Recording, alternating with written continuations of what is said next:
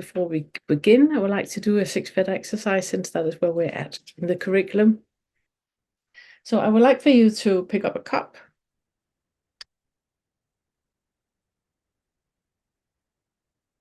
And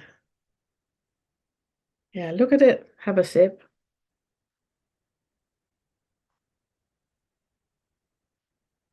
And when you just quickly glance at the cup, you can see it's a cup. Not much more to say about that. It's a cup. It serves its purpose. You're sitting with it now, with some kind of beverage. And that is how the brain works. The brain doesn't really see, the brain recognizes. And it's part of our survival mechanism. So it's fine as it is. Anna, I can see you're driving. I really want you to be careful just with listening into what I'm saying here, because things might shift in the 6th Fetter, and if you need to, then pull over. But when you sit and look at the cup, you know that it has like a round hole in the top. It has a bottom. It has sides. It has, a handle. So sit and look at your cup. This is just a cup. And while you're sitting and looking at your cup, then notice that at some point, your attention towards the cup is going to shift. It's going to go from, I know this is a cup, into you actually seeing what it is you're sitting with. And that is when the 6th Fetter is starting to shift. Because in that identification of when we look at something and the mind knows what it is, there's an very, very subtle identification happening. I know what this is. So when you're sitting and looking at your cup, and I say it's actually not a cup, it's a vase. It's not a cup, it's a vase you're sitting with. And you will feel a resistance in you. No, I have got tea or I have coffee. It is my cup. But if you look at it, it could as well be a vase, couldn't it? It's a container. You could put water and flowers in it.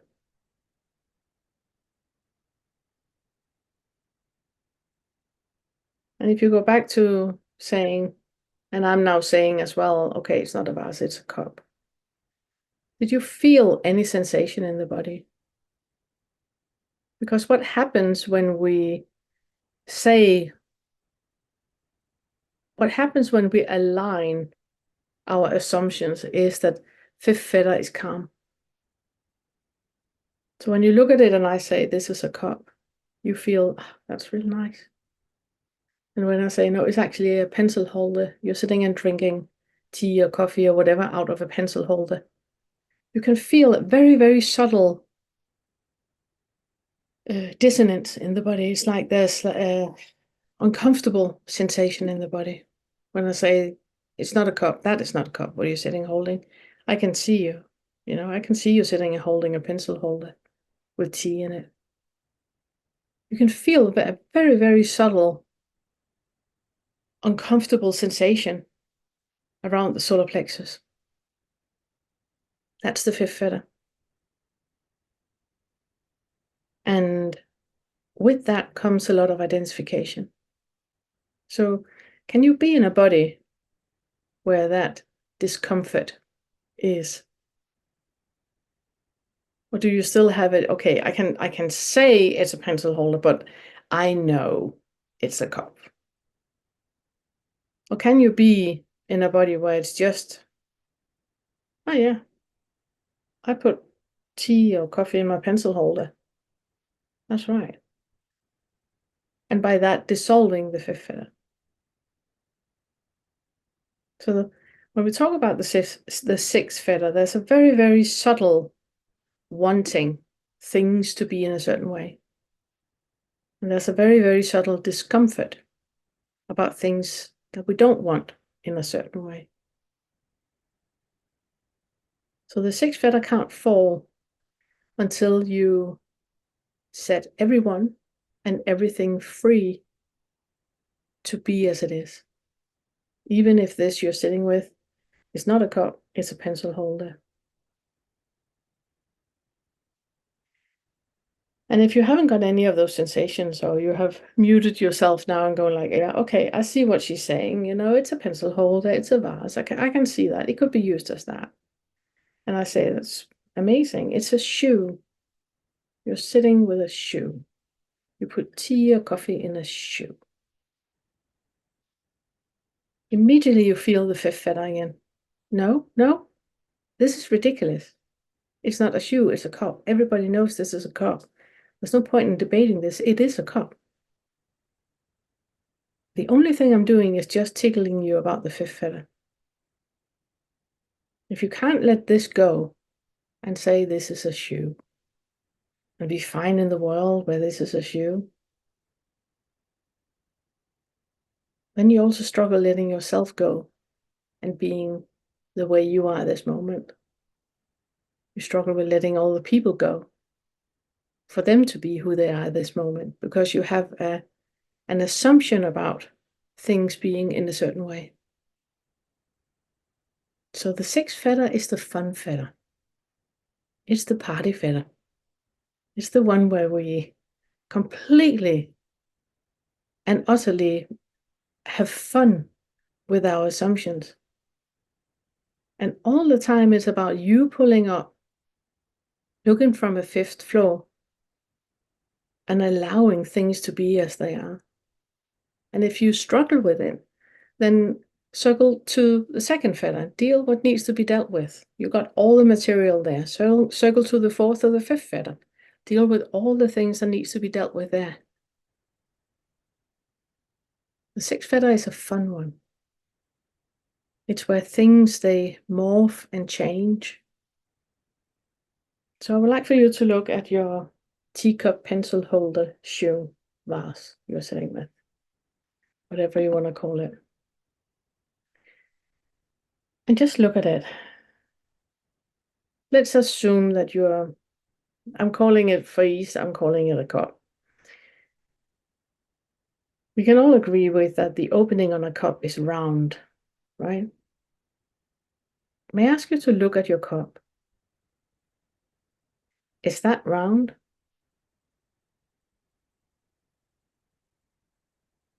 You see that the more you look at it, it actually doesn't look round. And when you look at the liquid in the cup, the liquid in it is not round either. It doesn't fill the edges out as if it's round. If you were to draw it, it wouldn't be round. It would kind of be elongated. The liquid would be, I don't even know what we call that shape.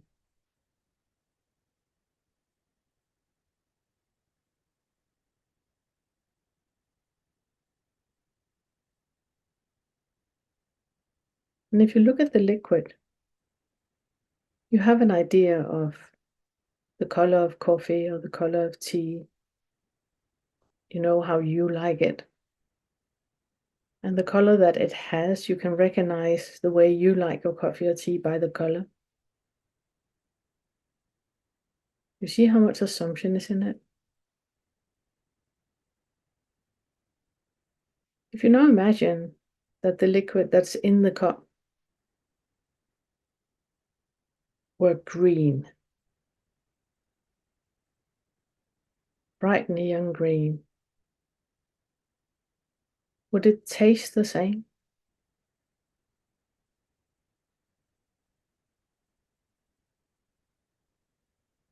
We have an assumption about it, about the color of the liquid. Oh, this is just like I like it. So what if it has a different color? What about the temperature? Either it's too warm or too cold, you like it just like Goldilocks, straight in the middle. What's up with that? And I know we're talking about preferences, but I'm asking you to look into that, to the assumption that you even know.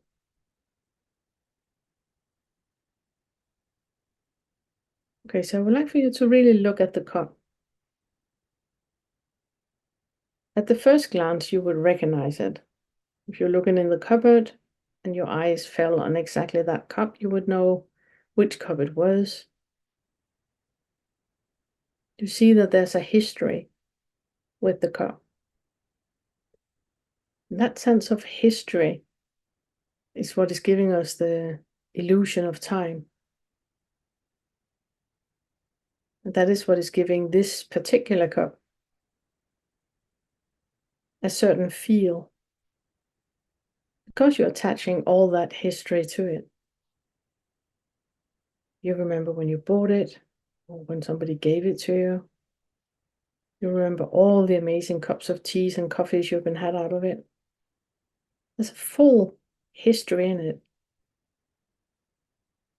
And I'm not touching on the 7th fetter when I'm asking you, where is the past?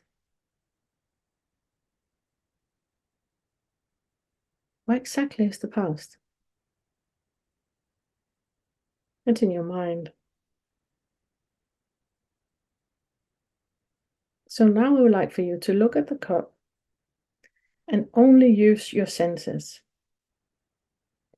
We have the 5 senses: the seeing, hearing, smelling, tasting, and touching. And then we have equally 5, with the mind included on top of it. But let's just stay with the sensory experience, your direct experience of the cup.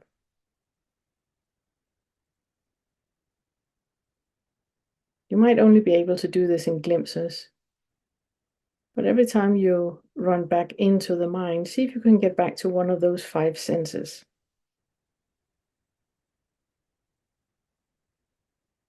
If you're only in the seeing, hearing, smelling, tasting, and touching,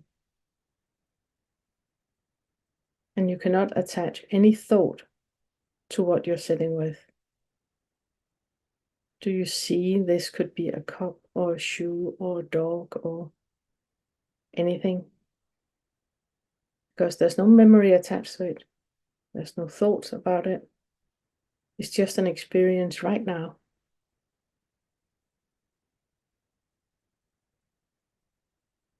So move your fingers over the cup. Does it feel like you expected it to?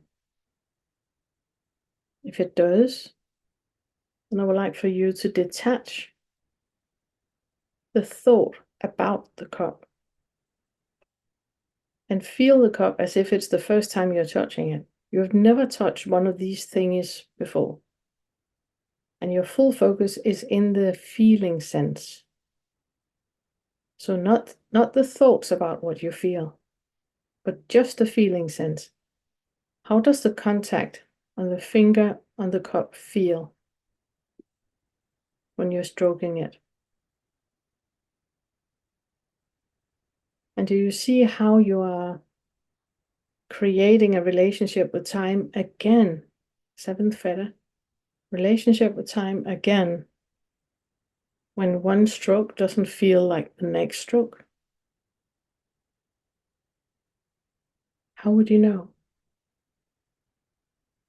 So keep detaching thoughts about it and stay in the 5 senses. Every single moment is new.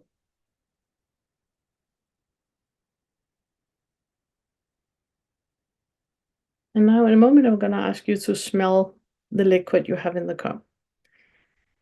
And I would like for you now to notice that just me saying that, you start to prepare yourself for the smell, because you are attaching memory to it. But I would like for you to detach any kind of memory and simply smell. You won't be able to describe the smell. It's just a smell happening.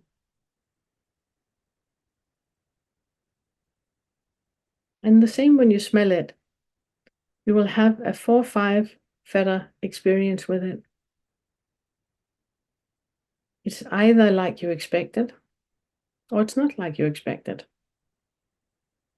You can either feel yes, this is nice, 4 fetter expectation that was fulfilled, or I need to change my hand soap.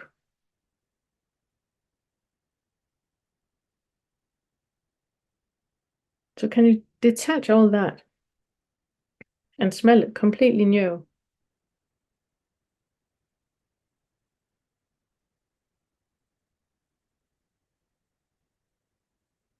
And even though you have had this liquid many, many times before, do you see that every time you smell it, you smell something you haven't smelled before? That's how the receptors work.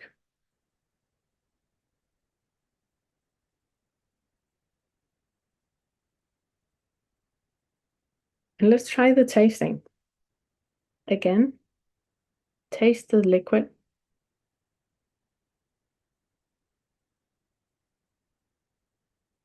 Is there a sense of recognition in it? Or can you completely detach the recognition and feel how it feels in the palate, on your tongue?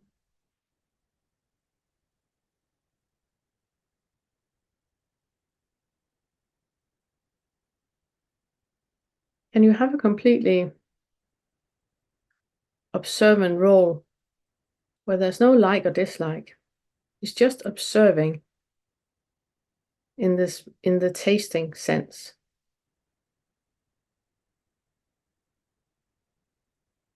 And the last thing I would like for you to do is sit and hold the cup in your hand and close your eyes. And first you feel the cup in your hands, which is very, very predictable. But with your eyes closed, you no longer have that as a reference. And now you're going to feel how the shape of the cup changes. It starts out with feeling the way that you remember it looks. But if you keep detaching the thought about the cup, the sensation changes. You feel how it doesn't have the same pressure in both hands. It doesn't lie equally in both hands. And the distance between your hands, does that really correlate with the size of the cup?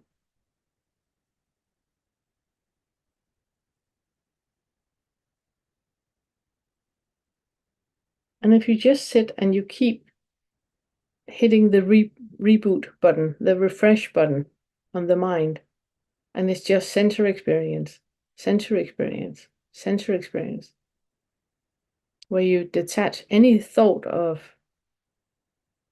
past or previous memories, but you just sit and you feel and you feel and you feel.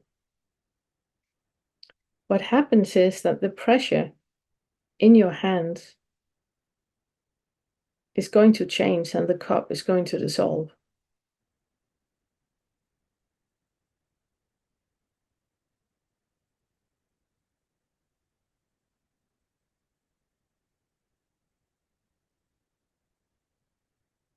The receptors in the skin gets used to the pressure and the cup dissolves. And it just feels like there's pressure in the hand, in both hands and in the fingers. And it's not necessarily cup shaped anymore.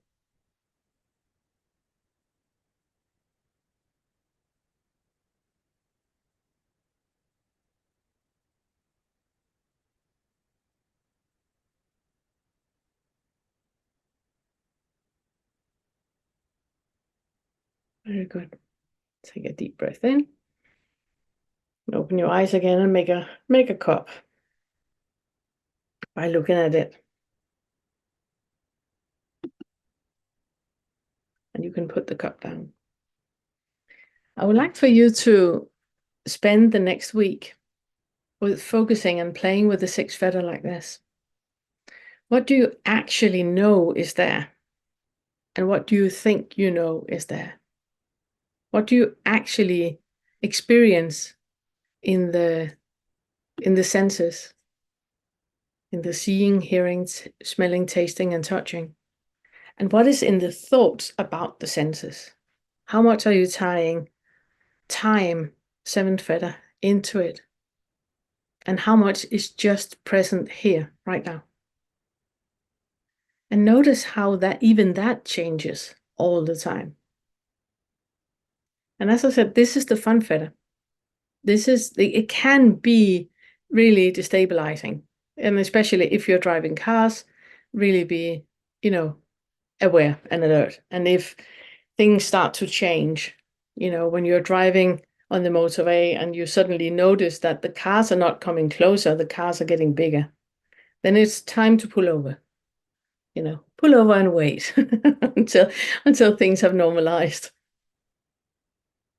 But play with it like this. When you do the dishes, how does it actually feel on your hands? How do you know what it is you're feeling if you can't attach any time into it and any assumption into it?